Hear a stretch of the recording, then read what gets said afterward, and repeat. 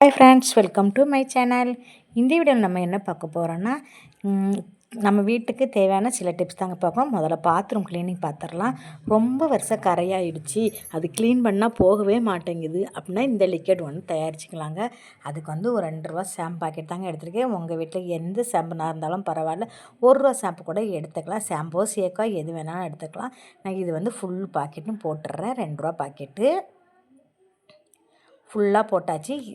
புளிச்ச தயிர் உங்கள் வீட்டில் வேஸ்ட்டாக கீழே ஊற்றுனு தயிரோ இல்லாட்டி மாவோ வச்சுருப்பீங்க, அது எதுவானாலும் எடுத்துக்கங்க. நான் இன்றைக்கி வந்து மாவு தான் எடுத்திருக்கேன், புளிச்ச மாவு.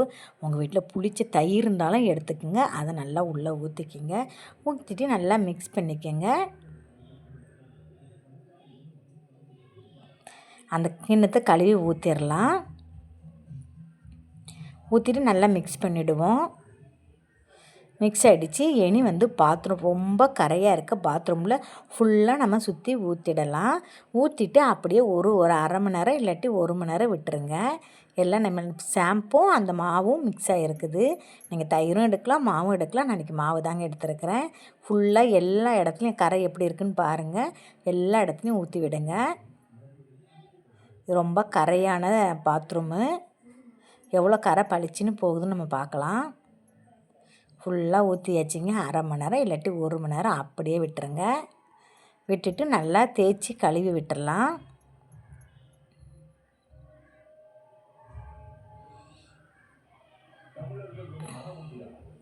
எத்தனை வருஷம் கரை இருந்தாலும் பள்ளன்னு போயிடுங்க. பாருங்கள், சூப்பராக எவ்வளோ கரையாக இருந்து நான் எவ்வளோ க்ளீன் பண்ணியிருக்கேன்னு பாருங்கள். ஃபுல்லாக பளிச்சுன்னு ஆயிடுச்சு.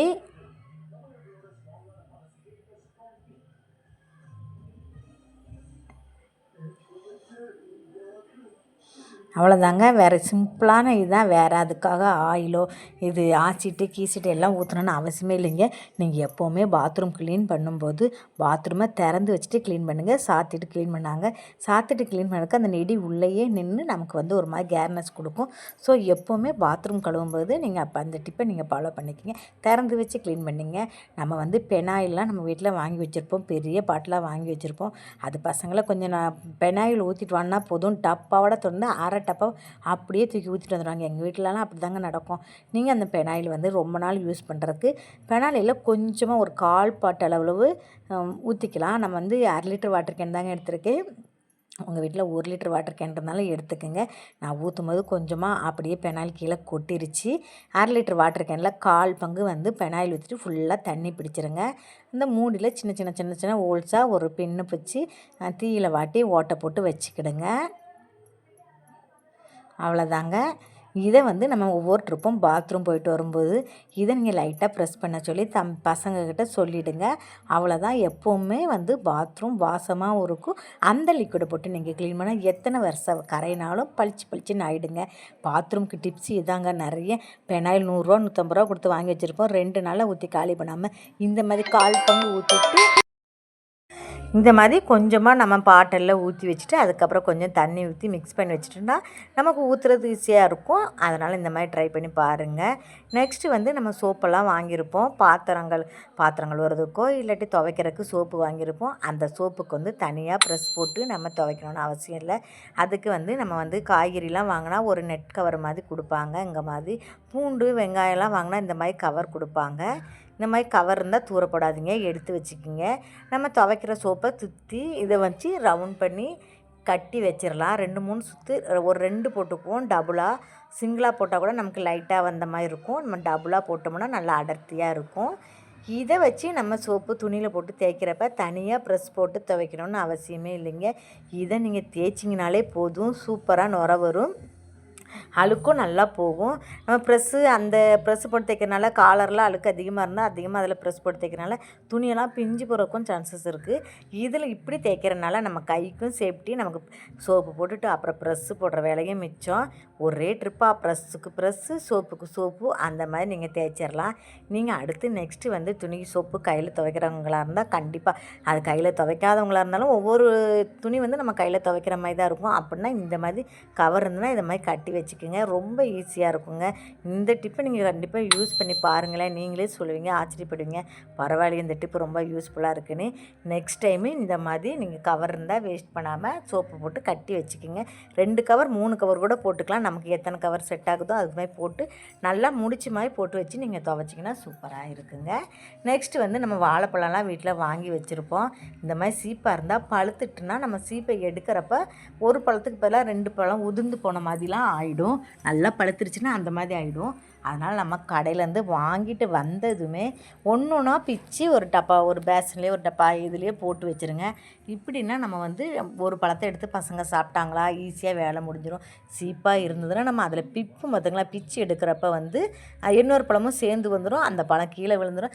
அதுக்கப்புறம் அந்த பழத்தை வந்து ஏதாச்சும் கொசி வைக்கிற மாதிரி இருக்கும். அப்புறம் நம்ம அதை சாப்பிட முடியாமல் போயிடும். ஸோ பழம் வந்து வேஸ்ட்டாக போய்டும். இந்த மாதிரி செவ்வாழை பழமெல்லாம் நம்ம ரேட்டு வந்து அதிகமாக கொடுத்து வாங்குவோம். நீங்கள் இனிமேல் அப்படி பண்ணாதீங்க.